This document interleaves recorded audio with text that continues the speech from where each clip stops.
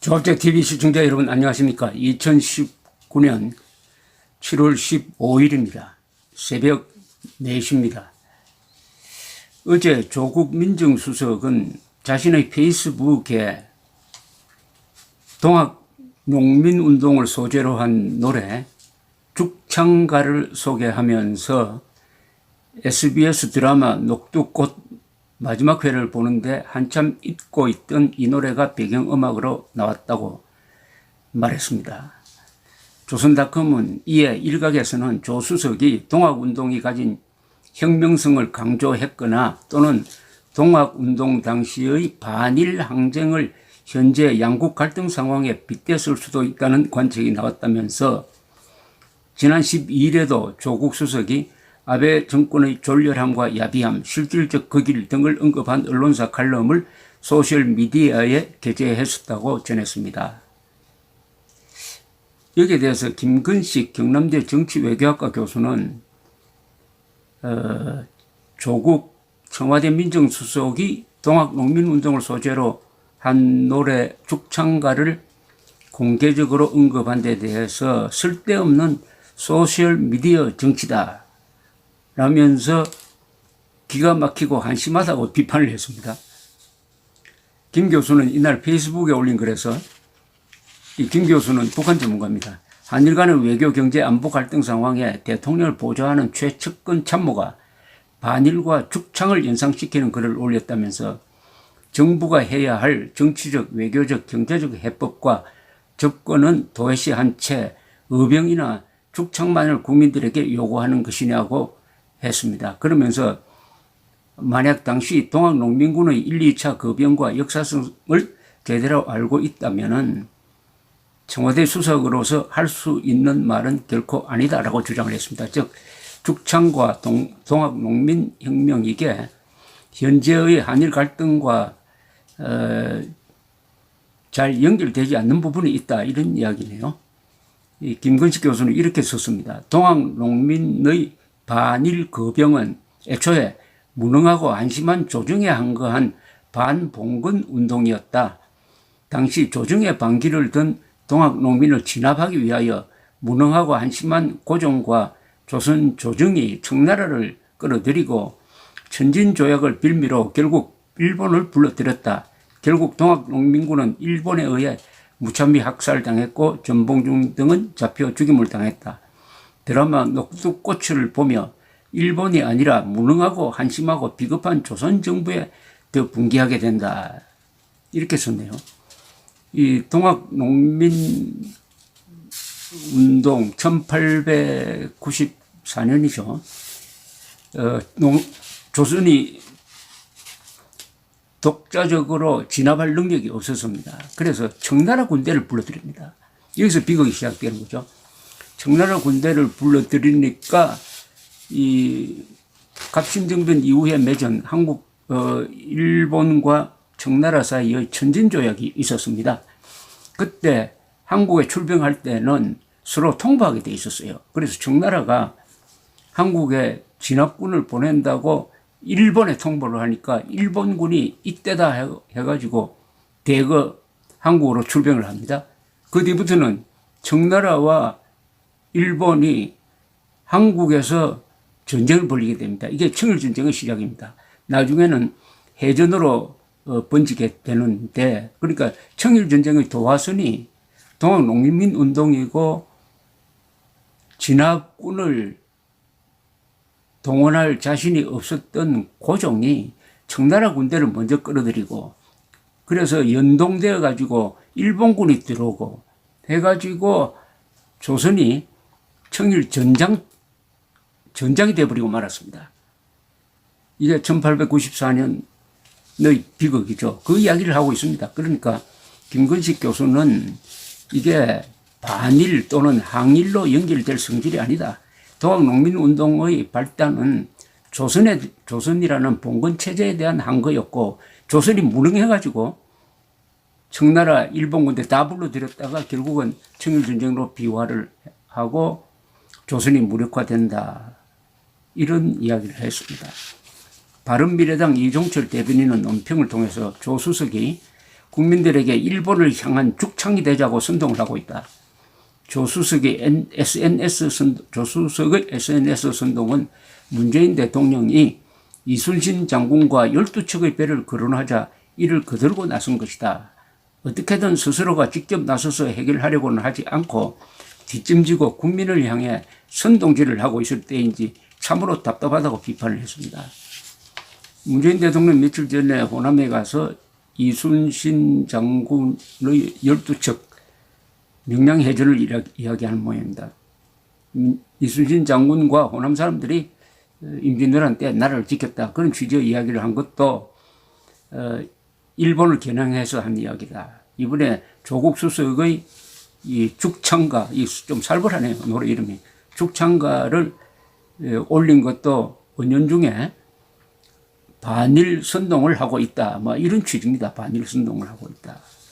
반일 선동으로 이게 문제가 해결될 때냐 이렇게 이야기를 하는데 이 죽창가라는 걸 좀 한번 보겠습니다. 죽창가. 이게 이 죽창가를 작사한 사람이 작사입니다. 김남주 지금 사망했습니다만 김남주 씨가 쓴 노래라는 제목의 시가 있어요. 거기에 곡을 붙인 것이 죽창가가 됐습니다. 죽창가. 이 가사에 죽창이라는 말이 나옵니다.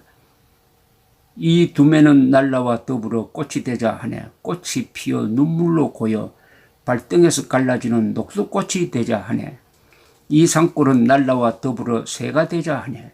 새가 아랫역 운역에서 우러 얘는 파랑새가 되자 하네. 이 들판은 날라와 더불어 불이 되자 하네. 불이 타는 들녘 어둠을 사르는 들불이 되자 하네. 되자 하네. 되고자 하네. 다시 한번 이 고을은 반란이 되자 하네. 청송 녹죽 가슴으로 꽂히는 죽창이 되자 하네. 죽창이. 이 김남주 시인은 보통 사람이 아닙니다. 1970년대 말에 한국에서 있었던 대규모 좌익 사건, 남조선 민족해방전선준비위원회, 줄여서 남민전. 남조선 민족해방전선준비위원회란 말이 이미 이 단체의 성격을 잘 보여주고 있습니다. 이 사건과 연관되어 가지고 구속 기소되어 가지고 징역 15년을 선고받고 한 9년을 살고 나온 사람입니다. 시를 남겼는데 조국은 하나다라는 시집입니다. 조국은 하나다. 이 시집을 근데 조국 씨가 김남주 씨의 이 시에다 곡을 붙인 이 죽창가를 소개한 것은 여러 가지로 조국 씨의 이념적 정체성을 알게 하는데 도움이 될지는 모르지만은 지금 이 각박한 시국에는 맞지 않는 것 같습니다. 이 김남주 씨가 쓴 이 시집 조국은 하나다를 읽어보면 좀 섬뜩한 느낌을 받습니다. 조국이란 제목의 시가 있습니다. 우리가 지켜야 할 땅이 남의 나라 발 아래 있다면 어머니 차라리 나는 그 밑에 깔려 밟힐수록 팔팔하게 일어나는 보리밭이고 싶어요. 어머니 나는 참말이제 고향 부린 누이의 시칼이고 싶어요. 등에 꽂혀 놈들의 가슴에 꽂혀 피 흘리는 옛사람의 무기 죽창이고 싶어요. 나시고 싶어요. 우리가 걸어야 할 길이 깜둥이 병사의 발 아래 있고 우리가 불러야 할 자유의 노래가 놈들의 총금 아래서 숨쉬는 그림자라면 어머니 참말 이제 나는 한 사람 죽음이고 싶어요. 천 사람 만 사람 싸움 일으키는 뭐 이렇게 좀 그렇습니다. 조국의 하나다는 시는 김남주 씨의 정체성을 잘 보여줍니다. 조국은 하나다. 이게 나의 슬로건이다. 권력의 눈앞에서, 양키 점령군의 총구 앞에서, 자본과 개들의 이빨 앞에서 조국은 하나다. 이것이 나의 슬로건이다. 이런 사람이 선 시에 곡을 붙인 노래를 조국 민정수석이 굳이 지금 소개를 해가지고 이렇게 화제를 만든다? 김남주 씨의 또 다른 시는 남의 나라 장수 동상이 있는 나라는 이런 제목이 있습니다. 이거는 메가드 동상을 비판한 건데, 윗것들은 밑으로부터 위협을 받으면 외국 군대를 끌어들여 그들을 학살했다. 1950년 앞뒤에 이승만과 그 추종자들이 그랬다. 아니, 이승만이 기습 남침을 받아서 결사항전한 것을 하고 있는데, 트루만 대통령의 결단에 의해서 유엔군이 와서 남침 전범 집단을 저지한 것을 윗것들은 밑으로부터 위협을 받으면 외국 군대를 끌어들여 그들을 학살했다. 남의 나라 군대 끌어다 제 나라에 형제쳤는데, 이렇게 시를 쓰고 있습니다.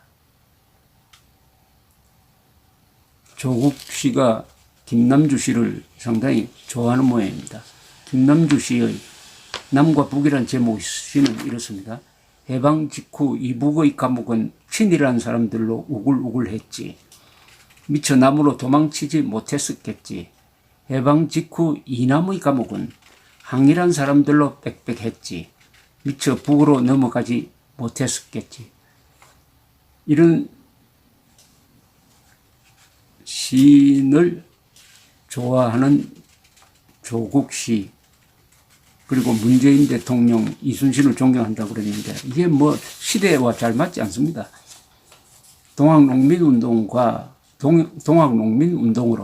또는 이순신의 상류 12 정신으로 지금 한일 문제를 해결할 수가 없습니다. 동학농민운동이 일어났을 때의 조선의 처지, 그리고 임진왜란을 당했을 때의 조선의 처지와 지금 대한민국은 다른 나라입니다. 그때 조선은 힘이 없었지만 지금의 대한민국은 힘이 있습니다. 세계 5대 공업국입니다. 세계 6대 수출국입니다. 한미일 동맹만 제대로 지키면은 핵무장한 북한도 아주 누를 수가 있는데, 이런 근사한 나라, 이런 굉장한 나라를 만든 한국의 주류 세력을 저주하고 이런 근사한 나라를 짓밟으려고 했던 김일성, 김정일, 김정은 앞에서 자가지고, 그리고 그러면서 일본을 원수처럼 보다가 지금 일본의 역공을 받아가지고 고립무원 속수무책이 된 것은 대한민국이 약해서가 아니라 문재인, 조국 두 사람이 보여주는 이런 수구 반동적인 사고방식 때문입니다. 지금 조선을 찾아서 뭐합니까? 지금 이순신을 찾아서 뭐합니까? 지금 전봉준 동학농민혁명운동을 찾아서 뭘 합니까? 우리가 가지고 있는 힘, 자유민주주의의 힘, 한미동맹의 힘, 문명의 힘, 그리고 무엇보다도 국민의 힘을 결집하면은 이런 난관은 충분히 극복할 수가 있는데, 국민들을 갈갈이 찢어놓고 분열시키고, 그리고 외교적 위기가 왔어요. 우리나라 역사에 한 법칙이 있습니다. 고구려도 그랬습니다. 백제도 그랬어요. 고려도 그랬어요. 조선도 그랬어요. 외교 실패와 내부 분열이 오면은 망합니다. 외교 실패와 내부 분열이 같이 오면 망하게 되어 있습니다. 문재인, 조국 무사람의 행태는 이게 조선시대 1592년 무렵의 그런 조선시대, 1894년 무렵의 조선 말기로 돌아가서 거기서 위안을 얻고자 하는 역사의 진보, 자유의 거대한 전진을 무시하는 그런 사고방식 자체가 시대착오적이고 수구 반동적이라고 말할 수가 있습니다. 수구 반동이라는 것은 옛것을 지키고 역사의 흐름을 거스른다는 거죠. 지금 대한민국은 자유민주적 기본 질서를 최고의 이념으로 삼아가지고 해양국가, 해양문화권, 일본, 미국 그리고 유럽 등 자유민주주의 국가와 손잡고 이렇게 발전해 온 것 아닙니까? 이런 대한민국을 다시 대륙문화권으로 돌리려고 하는 겁니까? 아니면 지금 징용공 배상 선고가 나온 것이 작년 10월인데 작년 10월부터 지금까지 뭘 하고 있었습니까? 일본이 반드시 대응 조치를 취할 것이라는 것은 이미 공개된 사실이었는데 아무 준비도 하지 않고 있다가 당하고 있는 걸 보면은 딱 이순신이 아니라 선조 그리고 병자호란을 불러들인 인조하고 더 비슷하다는 생각이 듭니다. 문재인 조국 두 사람 제발 정신 차려가지고 대한민국이 얼마나 힘이 있는 나라냐 하는 것부터 각성하고 그 대한민국의 여론을 국민을 어떻게 하나로 통합할 것이냐 그리고 철진한 종족주의적 트라이벌리즘적 그런 반일 선동은 더 이상 먹히지 않는다는 것을 이번에 언론이나 야당의 반응을 보면 좀 알았을 것이라고 생각을 합니다. 감사합니다.